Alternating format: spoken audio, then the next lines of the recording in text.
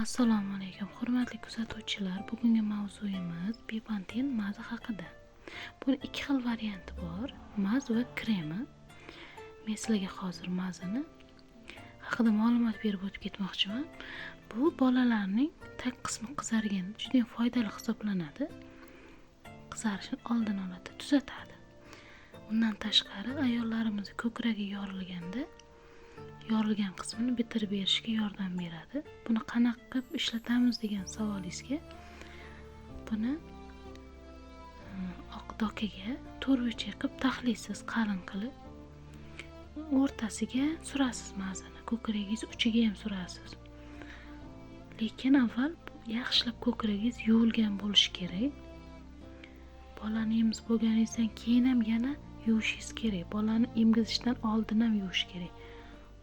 Bo'lmasam bolalarda allergik narsalar paydo bo'lishi mumkin. Lekin unaqa bolaga qattiq zarari yo'q. Endi hammada har xil ta'sir qiladi. Shuning uchun ogohlantirdim. Albatta doktor tavsiyasi bilan ishlatib ko'ringlar. Lekin juda ham foydali. Men o'zim ishlatganman, o'sha mana yarmi tugagan. Foydali ma'lumot